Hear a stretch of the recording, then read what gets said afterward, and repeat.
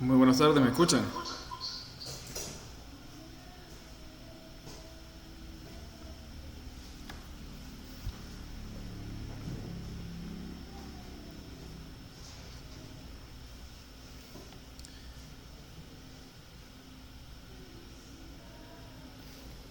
Perfecto.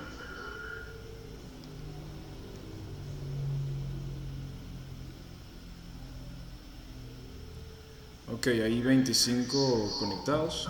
Deberían haber más personas, pero por respeto a las personas que son puntuales voy a iniciar con la clase. Nuevamente, muy buenas tardes, me presento, mi nombre es Víctor Chacón, soy el formador del área de astronomía de Fundacite Táchira, ente adscrito al Ministerio de Ciencia y Tecnología, y pues el día de hoy vamos a dar continuidad con el taller de experimentos que se ha estado realizando. Ya hemos abarcado varias áreas, el área que me corresponde a mí es astronomía, a mí se me dieron unos experimentos en lo que respecta al área de astronomía. Yo le hice un poco de modificaciones, porque la astronomía es una ciencia un poco compleja y es un poco difícil llevarla a la práctica, ya que eso tiene un factor socioeconómico muy extenso, se necesitan equipos de cierto costo, se necesitan condiciones muy específicas, la astronomía aquí no está tan divulgada como se debería. Entonces, una de las vertientes de la astronomía, o una de las particularidades de la astronomía, es que es muy pedagógica. Se ha comprobado a nivel histórico que es la madre de todas las ciencias, por lo tanto a través de ella se puede divulgar muchas áreas, como matemática, física, química, geografía, etc. Entonces los experimentos que decidí realizar se inclinan más hacia el área de la física, ¿ok? Entonces, bueno, ya varias personas están comentando en la caja de comentarios. Si tienen alguna duda, lo pueden manifestar mediante la caja de comentarios. Claro, las anteriores también, pero esta es más compleja. Correcto. El área de astronomía siempre va a ser más compleja. Entonces, de todas formas, decidí realizar 5 experimentos. 4 son muy accesibles. Algunas personas han manifestado de que bueno, algunos experimentos no son nada nuevo, pero es un tema complejo porque siempre tenemos que poner en un contexto socioeconómico lo que nosotros estamos realizando. A veces para sacrificar complejidad, ¿es para qué? Para que se vuelva más genérico y sea más accesible, ¿no? La idea es que sean con herramientas que ustedes puedan tener a la mano, que no hagan un costo mayor. De todas formas, de los 5 experimentos que realicé, el quinto podría decirse que va a ser el más difícil que pueden realizar por los materiales. En el momento, el quinto va a ser el último que les voy a explicar. Los otros 4 sí son de muy fácil acceso. Entonces, bueno, si tienen alguna duda, voy a empezar a compartir la pantalla para que puedan ver los experimentos. Son muy cortos, son muy sencillos. Luego retomamos aquí a la cámara principal. Les doy un minuto para que manifiesten sus dudas en la caja de comentarios. Trataré de responderlas, se le dará la parte teórica y así vamos a ir continuando, ¿ok? Muy bien. He desactivado los micrófonos por si tienen alguna duda. Vuelvo y repito, en la caja de comentarios. Ok, ahora voy a proceder a compartir la pantalla.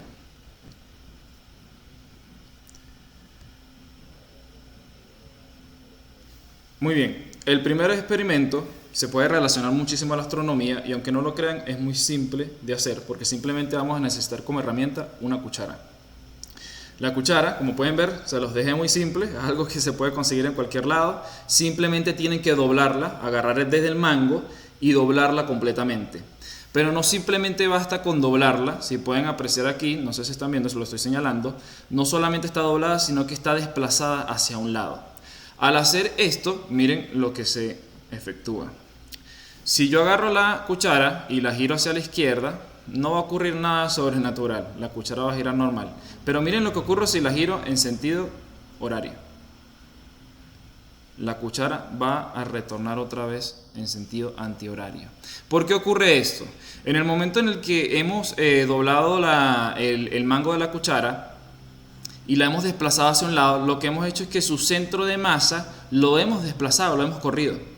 Como lo hemos desplazado hacia el lado izquierdo, por más que lo giremos hacia la derecha, él por física, él va a retornar otra vez a ese posicionamiento, a ese giro.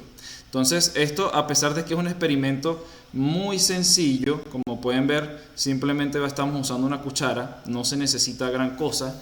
Lo importante es que el experimento tenga una carga teórica profunda. Entonces, va a depender de ustedes y de la manera en la que describan el experimento, en el cual lo va a ser interesante o no. Como pueden ver, con el simple hecho de torcer hacia un grado, o sea, desplazarlo hacia la izquierda, el mango de la cuchara, hemos desplazado su centro de masa y al hacerlo girar, el giro siempre va a inclinar hacia ese centro de masa.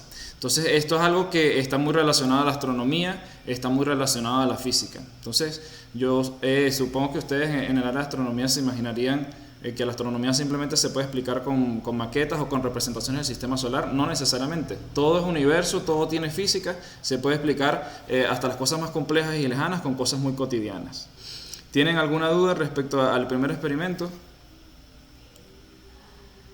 Miren que a pesar de ser muy simple la sutileza de este experimento, se puede explicar algo tan profundo como el centro o la masa del centro gravitacional de nuestro planeta Tierra. A donde se inclina el centro gravitacional es a donde va a predominar el giro, el movimiento de rotación en este caso. ¿Tienen alguna pregunta, alguna inquietud, algún aporte? Recuerden que pueden escribir en la caja de comentarios. Bendecida tarde, de una forma muy sencilla, pero se absorbe un buen contenido. Perfecto, gracias Yaritza. Sí, por eso quería saber cómo se lleva el experimento en la parte de astronomía. Perfecto. Sí, no se preocupen que esto se va a subir de todas formas al YouTube de la fundación. Tiene un nombre muy coloquial, le dicen simplemente la cuchara doblada, pero a mí en lo particular no me gusta ese nombre, pero lo pueden asociar precisamente a centro gravitacional o al centro de masa. Me parece más de física. Muy práctico por compartir en preescolar. Sí, no, y de verdad los niños cuando ven ese experimento se asombran porque les parece magia. Y pues el rol del profesor es demostrar que no es magia, sino es ciencia, que es casi lo mismo. Entonces es importante, recuerden, una cuchara tienen que doblar completamente el mango, pero no basta con eso. El paso crucial que va a generar ese efecto físico es doblar hacia uno de los lados. No necesariamente tiene que ser a la izquierda, eso ya ustedes lo deciden si quieren doblar el mango hacia la izquierda o hacia la derecha. Lo que sí es que dependiendo del sentido donde lo doblen es donde va a predominar el giro de la cuchara. Lo puedo aplicar en ciencias naturales, masa, volumen, perfecto. Eso es correcto. O movimiento angular. Sí, claro, igual todos los videos se pasarán al grupo. Ah, ok, esa es Joana. Perfecto. Ok, entonces si no tienen más dudas, continuamos. Vuelvo a compartir pantalla con ustedes. Si escuchan mal o escuchan alguna interferencia, por favor lo notifican para ver si lo podemos corregir. Este experimento a mí me voló el cerebro, porque de verdad que es muy interesante. Nosotros tenemos una noción de que el agua hierve a 100 grados Celsius, ¿sí? Siempre hemos tenido como esa concepción básica de la termodinámica. Pero realmente este experimento demuestra que no es tan así. Este experimento es sobre hervir agua en una jeringuilla a temperatura ambiente. Vamos a necesitar como materiales una jeringuilla, preferiblemente que la jeringuilla sea bastante voluminosa, ¿no? Para que el estudiante pueda visualizar bien. No vamos a usar una jeringuilla de las delgadas, sino de las más gruesas. Vamos a necesitar simplemente agua y si bien el experimento funciona con agua a temperatura ambiente, es preferible que se caliente un poco. Por eso aquí en el vídeo está un microondas. Entonces simplemente es cuestión de poner a calentar un poco el agua, que esté tibia, no lo pongan a hervir porque si no pierde sentido el experimento. Luego van a agarrar el agua, la van a colocar en la jeringa. Luego pueden presionar con un dedo la salida, tiene que estar sellado y tienen que extraer todo para crear o simular una especie de vacío. En el momento en el que uno haga esto, el agua va a empezar a hervir. Entonces es un experimento demasiado interesante, muy visual y que tiene también una carga teórica gigantesca. Hervir agua a temperatura ambiente. Ahí no está al 100% de temperatura ambiente, pero como les digo, uno se puede ayudar, es como un empujón el calentar un poco el agua para que sea más visual y el estudiante pueda ver las burbujas, pueda ver cómo el agua empieza a hervir.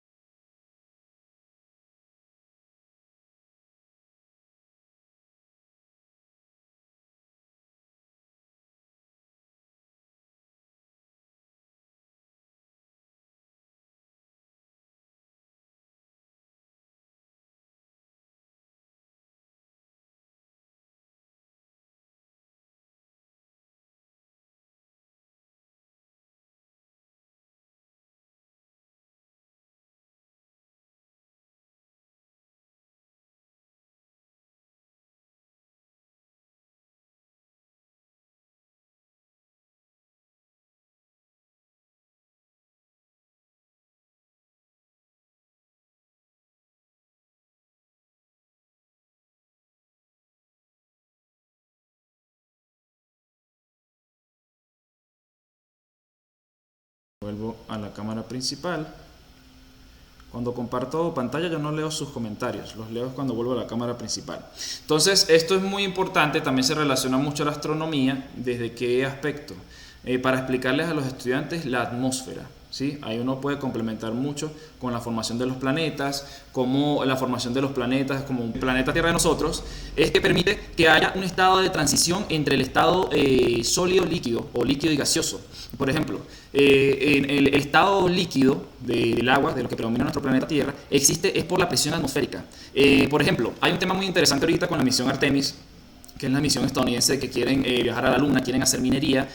Una de las particularidades de la minería que se va a efectuar en la Luna es que el agua congelada, que las próximas misiones están planificadas para que sea en el Polo Sur, van a extraer cristales de agua pasándolos a vapor, y ese vapor lo van a enfriar para que otra vez esté en estado sólido. Una de las curiosidades de la Luna es que el agua pasa de sólido a gaseoso, un proceso que se llama sublimación. ¿Sí? Nosotros tenemos esa concepción, es importante a la hora de explicarle este experimento a los estudiantes, repasar lo que son los estados de la materia, el famoso sólido, líquido, gaseoso, y lamentablemente nuestro sistema educativo se quedan ahí, limitan al estudiante a que entienda los tres estados de la materia y no incluimos el cuarto estado de la materia, que es el plasmático. Importante explicarle a los estudiantes el cuarto estado de la materia, que es el plasma, que es un gas ionizado, que es de lo que están hechas las estrellas. Entonces, siempre en la naturaleza del planeta Tierra estamos acostumbrados a que de sólido pasa líquido, de líquido pasa gaseoso. En la Luna, el agua pasa de sólido a gaseoso, pasa directamente, que es el proceso de sublimación, porque no hay atmósfera. Eso es un tema mucho más extenso, daría para una clase de 4 horas. No voy a profundizar tanto en eso, pero en términos general es que la presión atmosférica afecta ese rango en el que el agua puede hervir. Entonces, cuando nosotros en la jeringa extraemos el aire, estamos creando una especie de vacío. Al quitarle el vacío al recipiente, que viene a ser la jeringa, el agua puede hervir incluso en temperatura ambiente. En teoría, el agua puede hervir a temperatura ambiente. Es la atmósfera la que no lo permite, ¿ok? Entonces, si tú estás a diferentes alturas, no es lo mismo hervir el agua a metros sobre el nivel del mar que hervirlo en una montaña. Al haber menos presión atmosférica, va a variar ese rango. Entonces es importante, esto le cambia la visión al estudiante de manera radical y nos quitamos ese adoctrinamiento de que el agua hierve nada más a 100 grados. No está asociado estrictamente a temperatura. Es importante que el estudiante tenga en consideración lo que es la presión atmosférica. Como les digo, se puede hacer con agua a temperatura ambiente, pero por razones estéticas, que el estudiante pueda visualizar mejor cómo empieza a hervir el agua, se pueden ayudar calentando un poquito el agua, ¿ok? ¿Tienen alguna duda?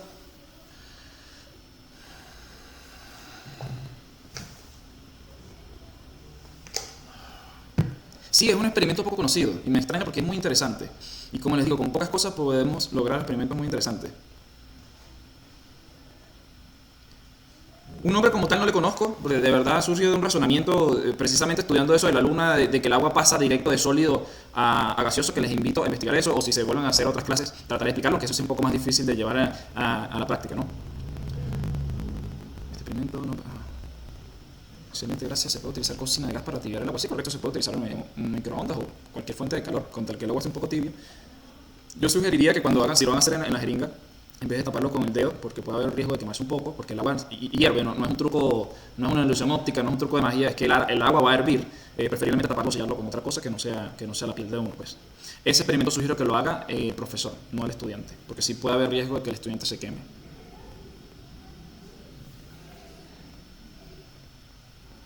¿Tienen alguna duda?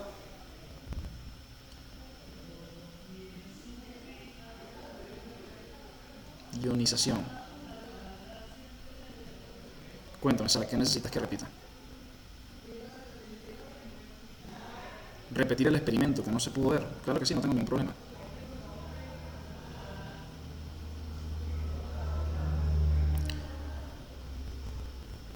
Materiales, como les repetí, simples: jeringa, agua y una fuente de calor. No necesariamente tiene que ser un microondas. Entibiar el agua, extraer el agua con la jeringa, sellar la salida, extraer el aire para simular un vacío y listo. Eso es toda la receta y todo el procedimiento para hacer el experimento, para que el agua pueda hervir. Ustedes no se imaginan la cantidad de clases que se puede sacar de este experimento. Lo que es la termodinámica, precisamente. Ya va, creo que no compartí diapositiva, disculpen. Vuelvo a hacerlo.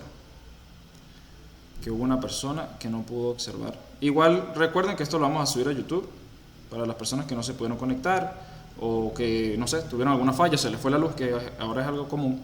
Ok, aquí están los ingredientes: fuente de calor, agua, jeringa, extraer el agua, sellar la salida, sacar el aire, crear una especie de vacío y ahí hierve el agua.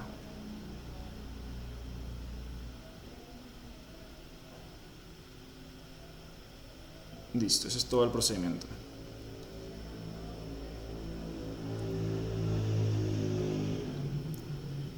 ¿Sí lo pudo ver? De gas a plasma ionizado. Correcto. Cuando vayan a explicar los estados de la materia, es excelente iniciar a los estudiantes en el entendimiento de la astronomía explicándoles el cuarto estado de la materia, que es el plasma, un gas ionizado. Porque muchas veces los niños tienen la concepción de que el Sol está hecho de fuego y las estrellas están hechas de fuego. El fuego necesita oxígeno. En el espacio no hay oxígeno. Las estrellas no están hechas de fuego. Son temperaturas muchísimo más altas. También se puede utilizar el ejemplo. A mí me gusta mucho, porque es una pregunta trampa, hablarles de volcanes a los estudiantes. Y eso es otra cosa. Muchas veces pensamos que astronomía simplemente es hablar de lo de afuera, pero también astronomía es geología, es hablar de nuestro planeta. En el momento de iniciar un estudiante en astronomía, uno no puede irse a la astrofísica pura y dura. Por lo general uno lo puede hacer, algunos niños lo van a captar, la mayoría no. Entonces es mejor iniciar en la astronomía con cosas más cotidianas. Porque como les digo, todo es universo, todo forma parte de un sistema. Y la astronomía es todo, es matemática, es física, es química. Por ese aspecto no hay barreras. Entonces yo les explico cómo un volcán cuando hace erupción, ¿verdad? Bota la lava se empieza a escurrir y yo les hago una pregunta de ¿qué es la lava? Entonces los niños, cuando uno les empieza a explicar qué es el plasma, dicen, no, la lava es plasma. El plasma son temperaturas extremadamente altas. Entonces hay que hacerle entender al estudiante que la lava realmente son piedras, o mejor dicho rocas, porque si no me cuelga un geólogo, son rocas en estado líquido. Entonces cuando tú le dices a un estudiante que la lava es estado líquido, es una roca en estado líquido, empieza a engranar, empieza a entender los estados de la materia y el tema se hace mucho más intuitivo para ellos. Okay. Y el plasma, correcto, como dice el profesor Jorge, es un gas ionizado. ¿Qué quiere decir ionizado? Que tiene electrones sueltos, tiene carga eléctrica. Buenas tardes, excelente, muchas gracias. Sí, perfecto. Entonces, si no tienen más dudas, continuamos con los experimentos. Procedo a compartir pantalla.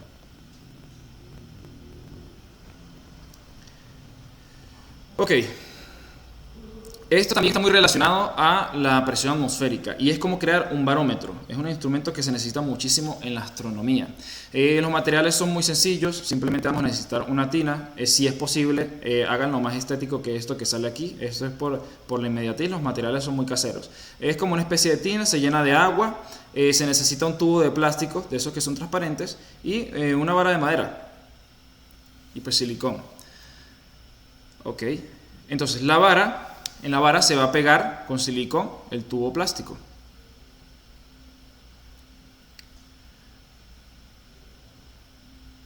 Sí, o sea, la vara es para que le dé consistencia al tubo, para que esté erguido. Se procede a colocar el silicón, se pega el tubo transparente.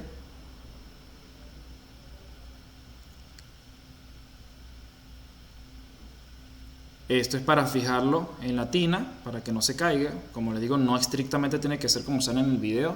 Eso que ven ahí es azul de metileno, para poner el agua con mejor contraste, para que el estudiante pueda visualizar mejor el experimento. Si dejamos el agua normal, su transparencia puede dificultar un poco observarlo. En cambio, con el azul de metileno, que es un colorante muy potente, pues van a observar mejor. Entonces, lo que uno tiene que hacer, ya va que aquí me adelanté, lo que uno tiene que hacer, ya colocado aquí, es absorber el agua que empieza a subir. No es riguroso la altura a la que tiene que estar, eso es muy subjetivo, ustedes lo definen. Luego de que ya hayan absorbido y el agua haya subido por el tubo transparente, tienen que sellar esto, no pueden dejar que escape. Tienen que dejar esto para que el agua se mantenga suspendida. Esto va a ser nuestro barómetro. Luego uno tiene que investigar. Hay muchas páginas dedicadas a ver las condiciones meteorológicas de tu ubicación geográfica. La medición en Pascal de la presión atmosférica donde tú te encuentras. Entonces, en el momento en el que tú tengas esa referencia, tú la marcas en el nivel en el que está y ese va a ser tu punto de referencia y tú vas a saber si sube o baja. Entonces, así se vería el experimento por completo. Por ejemplo, aquí en esta parte del video bajó. Entonces, dependiendo de las condiciones meteorológicas, él va a bajar o subir. Si baja, quiere decir que viene mucha lluvia. Eso es por algo llamado borrasca. Al bajar la presión, sube el agua, se condensa y ahí es donde se desencadenan muchas lluvias. En cambio, si por el contrario lo que hace es que sube, es un anticiclón. Es una alta presión lo que hace que baje y no hayan lluvias. Entonces, esto sirve muchísimo porque también está relacionado con la atmósfera. E insisto, es muy importante enseñarle a los estudiantes química a través de la astronomía. Y en la atmósfera tiene mucha química. Entonces, al explicarles esto, estamos relacionando la astronomía, estamos relacionando la química, y el barómetro es un instrumento muy necesario para la observación astronómica. De hecho, nosotros ni siquiera tenemos barómetro, eso es un instrumento fundamental. ¿Por qué? Porque cuando nosotros vamos a hacer observación astronómica, y sobre todo aquí en el estado Táchira, en esta cordillera de los Andes, una franja hermosa, una cadena hermosa de montañas, pero que tiene mucho bosque y atrae mucha lluvia, mucha humedad, hay muchas variaciones de presión. El clima está muy inestable, sumado al cambio climático, sumado a muchas cosas, pero por lo general el clima en San Cristóbal es muy impredecible. Entonces uno planifica observaciones astronómicas y eso es un azar. Una noche puedes tener el cielo totalmente despejado como lo puedes tener totalmente nublado. Entonces, uno de los procedimientos a la hora de hacer una observación astronómica de manera correcta es que haya un barómetro, uno pueda medir la presión atmosférica y esas variaciones de presión atmosférica te pueden hacer una predicción de si el cielo va a estar despejado en la noche o de si te va a caer un diluvio. ¿Tienen dudas? El experimento es barómetro. Barómetro casero, correcto. Barómetro, que es un instrumento para medir la presión atmosférica. La presión atmosférica varía, va variando, no todo el tiempo es constante. Ese es otro experimento, como pueden ver, de muy fácil acceso, pero de gran complejidad.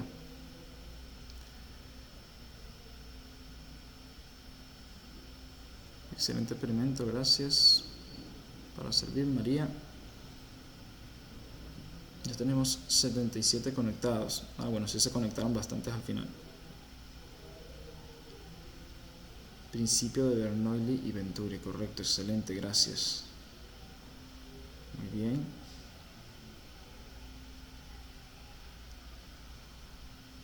Ese experimento se coloca ¿dónde? Para medir la atmósfera, en cualquier lugar, ¿sí? Sobre todo si es un lugar a cielo abierto, si vas a hacer observación. Se coloca el barómetro y él te va a medir donde sea. En todos lados va a haber atmósfera, en prácticamente todos los lados del planeta Tierra, y va a haber variaciones de presión atmosférica, por lo tanto puede funcionar en cualquier lugar. No es un experimento tan visual e inmediato, no es como los experimentos de química que el estudiante puede ver la reacción ahí in situ de una. En este caso es un experimento más lento. Por lo general la mayoría de las actividades de astronomía son muy lentas. No es un experimento chaucero que va a generar algo, sino algo que es de medición. Podría ser una actividad bonita que haga un barómetro mucho más profesional, más bonito, no tiene que ser necesariamente como en el video junto a sus estudiantes, y que lo tengan en un lugar y lo vayan registrando por días. Ya pasó una semana que hubo una variación, sí coincidió el que descendiera el agua con que hubo un aguacero o que el cielo estuvo despejado, todo eso es bonito. ¿No tiene más dudas? Estos instrumentos permiten que el estudiante se haga mucho más consciente de su entorno, del clima. Muchas veces estamos aislados del entendimiento de nuestro clima. Y como pueden ver, son experimentos muy caseros. ¿No tienen más dudas? Ok, entonces continuamos. Procedo a compartir pantalla con ustedes.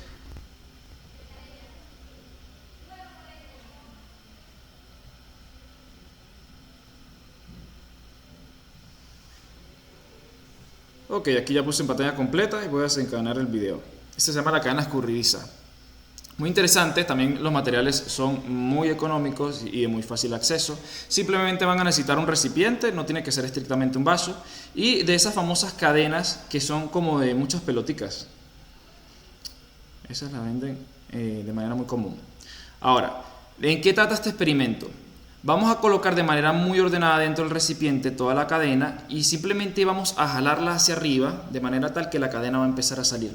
Esto hace un efecto óptico muy interesante. También los niños, cuando se les muestra ese experimento, les impresiona demasiado. Prácticamente parece magia, pareciera que se está moviendo de una manera mágica, pero simplemente es física. En el momento en el que uno jala la cadena, se va desencadenando, por gravedad va a caer, va a haber una variación de masa y eso va a generar esa ilusión óptica que les estoy colocando ahí. Simplemente la cadena sola va subiendo y vuelve a bajar por gravedad. Mientras más alto hagan este experimento, más rápido va a caer la cadena.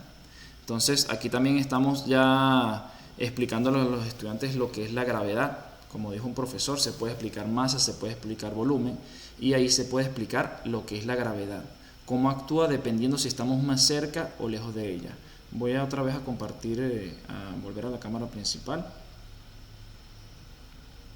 A veces a uno... Buenas tardes. A veces a uno le cuesta explicar a los estudiantes temas abstractos, temas o conceptos que no se pueden ver, y eso es muy triste porque el estudiante la mayoría de las veces se lleva a una concepción muy errada de los fenómenos de la física. Uno le dice la gravedad y uno simplemente le dice algo que te pega al suelo y ya. Pero hay muchas maneras de demostrarlo. Bueno, nuestra sola existencia pegada al suelo ya es una prueba irrefutable de la gravedad. Pero este tipo de experimentos, como pueden ver, tiene más osadía, a nivel visual impactan un poco más y el estudiante puede entender realmente qué es la gravedad, cómo varía la gravedad, porque un objeto mientras más alto está cae con mayor velocidad. Ahí tú puedes entrar al estudiante en lo que es la física. Ok, ¿tienen alguna duda? Bueno, les deseo un experimento, supongo que dice de robótica, con el sistema solar, por favor. ¿A qué te refieres de robótica y del sistema solar? Yo tengo una idea de hacer una especie de eje con unos sensores de calor para demostrar a los estudiantes. Ustedes saben que hay un fenómeno que se llama solsticios y equinoccios.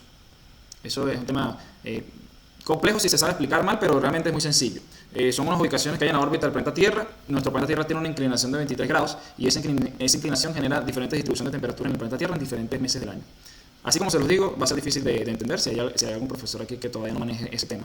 Pero con sensores y con un poco de lógica y creando un sistema se puede recrear todos esos escenarios y el estudiante lo va a entender mejor. Cómo se distribuye la temperatura en el planeta Tierra. Simplemente con sensores de calor y una vara. Ese experimento, ¿cuál es el problema? Es más costoso, es más difícil de desarrollar. Entonces podemos tener experimentos mucho más interesantes, pero esa no es la temática de este taller de experimentos, sino que sean con objetos, vuelvo y repito, cotidianos. Sí, es importante, aquí dice la profesora Blanca Bautista, que si la cana se coloca de forma ordenada en el vaso. No lo pueden colocar a lo loco, no va a funcionar. Tienen que colocarlo de manera ordenada, preferiblemente como si fuese una especie de espiral, que no se enrede entre sí, y luego simplemente agarran la cadena, la jalan con fuerza hacia arriba, y ya por peso, y como está toda unida, ella va a desencadenar el efecto físico. Yo sugeriría que sea más larga. Realmente, tampoco va a ser una cana muy cortica, si no, no se va a generar el efecto. Tiene que tener cierta longitud para que se pueda ver el efecto. Tampoco es que tiene que ser una de 1 kilómetro, no. Simplemente que sea lo suficientemente larga para que el efecto dure por lo menos unos 30 segundos. Tienes razón, los experimentos deben ser de sencillos para que los estudiantes lo puedan realizar sin preocupaciones. Correcto.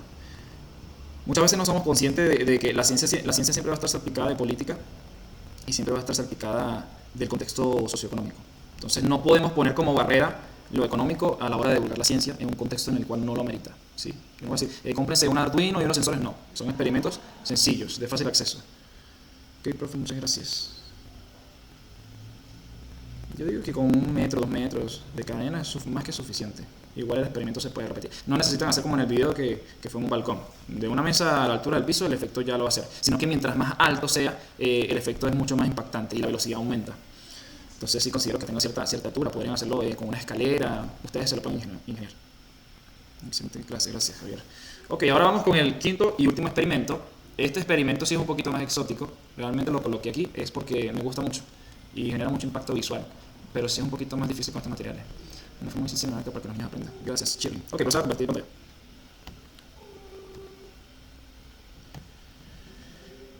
Ok, este experimento es cobre versus neodimo, un imán. ¿Por qué es difícil? Porque amerita cobre. En este caso es un trozo demasiado exagerado de cobre. No necesariamente tiene que ser así. Lo que sí es importante, aquí tenemos un imán, neodimo, y aquí tenemos un trozo de carbón, prácticamente está en bruto. Realmente esto fue una fundición, pero aquí se procedió a lijar. Es importante que esta parte esté lijada. Si consiguen una pieza de cobre, no tiene que ser, vuelvo y repito, tan grande como la del video, puede ser más pequeña, pero lo que sí es importante es que tenga un lado totalmente plano que coincida con la cara plana del imán. Aquí se muestra el procedimiento de cómo se lijó el trozo de cobre para lograr esa planitud. Y una de las particularidades, aquí se les puede hablar de los electrones a los estudiantes, se les puede hablar cómo una corriente eléctrica genera un campo magnético y viceversa, cómo el campo magnético estimula la electricidad, que es el fenómeno del electromagnetismo. Pero una de las particularidades del cobre es que no reacciona ante un imán, porque no es férrico. No hay ese efecto de magnetismo que sucede con el hierro. Pero a pesar de eso, si uno mueve el imán con alta velocidad, sí se genera un campo magnético. Entonces, el experimento, para que sea más visual, antes de esto hay que tener trozos de hierro, mostrar cómo el imán sí afecta el hierro y cómo no afecta el cobre, para que el estudiante entienda que es real que el imán no afecta el cobre. Pero aquí en el video se hizo una especie de columpio, ¿sí? Precisamente para columpiar el trozo del imán. Pero miren lo curioso, si se empieza a mover o el trozo del cobre o el imán a una velocidad considerable, ahí sí genera un campo magnético. Entonces el experimento trata de tener suspendido el trozo de cobre, está fijado con una roca para que no se mueva cuando uno suelte el imán. Hay que agarrar el imán hacia atrás, ya que está columpiado, se suelta y el impacto no ocurre nunca. Eso también a los estudiantes les llama mucho la atención. Miren aquí desde esta perspectiva cómo no llega ni a tocar el cobre a pesar de no ser hierro, a pesar de no tener propiedades magnéticas. Miren cómo no logra impactar jamás. Por más que lo hagas con fuerza o con más altura, nunca llega a colisionar. ¿Por qué ocurre esto? Aquí es otra perspectiva. También mire, no necesariamente tiene que ser un trozo. Esto es un tubo de cobre, un pequeño imán se deja tirar dentro del tubo y él va a caer con mucha más lentitud porque se está creando precisamente un campo magnético. ¿Por qué ocurre esto? Porque es de alto conocimiento de que el cobre pues, es un buen conductor de electricidad. Es un buen conductor de electricidad, entonces posee electrones. Entonces, en el momento en el que tú mueves o el trozo de cobre, que no necesariamente tiene que ser una veta de cobre, puede ser cualquier pieza de cobre, en el momento en el que tú lo mueves, estás moviendo los electrones, se está creando una corriente, al crearse una corriente se crea un campo magnético y a pesar de no ser férrico, va a generar ese efecto. Precisamente por esa correspondencia entre la electricidad y el magnetismo, conocido como electromagnetismo. ¿Alguna duda? Una pregunta en lo referente al experimento anterior, el del vacío en la jeringa. ¿Se puede usar colorante para que el experimento sea más visible? Sí, sí se puede. En el caso del barómetro se hace porque como va a estar en un tubo de plástico que tiene que ser transparente y el agua es transparente, el estudiante le va a costar mucho, el colorante permite visualizarlo mejor.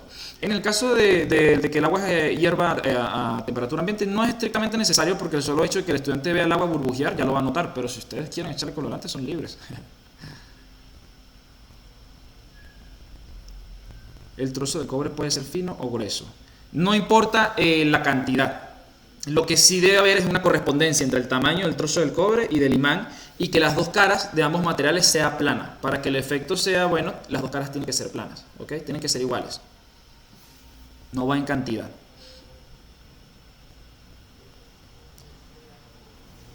¿Tienen alguna pregunta, algún aporte, algún comentario? Encantado, se les lee. Tenemos 36 minutos de la clase.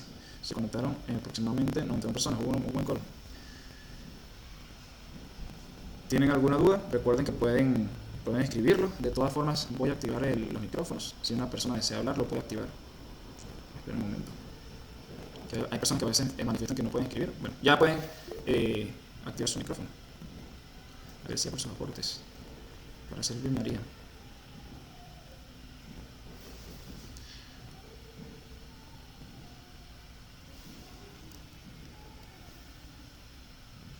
Muchísimas gracias por servir, Sara. Gracias, profesor, por su tiempo y conocimiento. No, gracias a ustedes. Ustedes son el eje central de la sociedad. El profesor es el que genera cambios en la sociedad. Que ustedes estén interesados en estos temas es lo que da esperanza. Gracias por su tiempo y conocimiento para servirles. Excelente clase, profe. ¿Faltan clases todavía o esta es la última? Gracias. Hasta el momento no tengo información. Tengo entendido que esto va a continuar.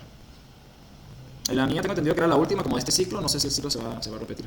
Tengo entendido que sí. Excelente experimento, muy práctico para hacerlo con los niños de inicial gratis. Muchas gracias por el apoyo. Muy explicado, práctico y sencillo. Gracias, excelente. Para servirle. Gracias a ustedes por su tiempo y por su atención. Y bueno, espero los experimentos hayan sido de su agrado. Gracias por su aporte. Se puede adaptar a nuestros niños de preescolar, claro que sí. Por supuesto, el lenguaje con los niños de preescolar tiene que ser mucho más pedagógico. No se les va a explicar como uno lo habla aquí.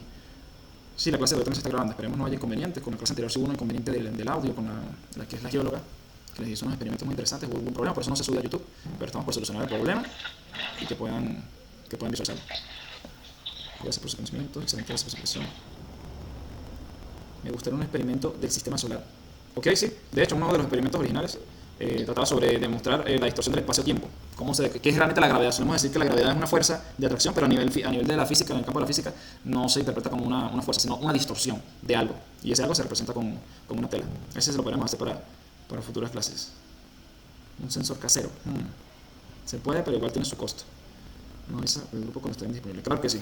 Bueno, nuevamente muchas gracias por su atención. Espero los experimentos hayan sido de su agrado. Esta clase, como les digo, va a quedar grabada. Dentro de un rato se va a subir a YouTube para las personas que no pudieron visualizarlo. Y estamos en contacto por el grupo de WhatsApp para cualquier cosa, ¿ok? Entonces, que estén muy bien y hasta luego.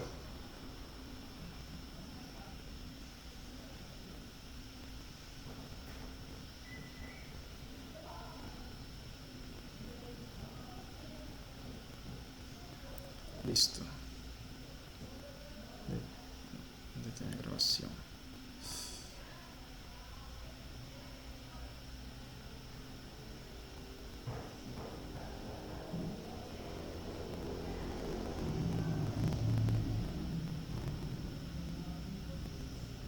Esto no permite cerrar la clase, sino simplemente abandonarla. Que la gente se queda conectada por una hora.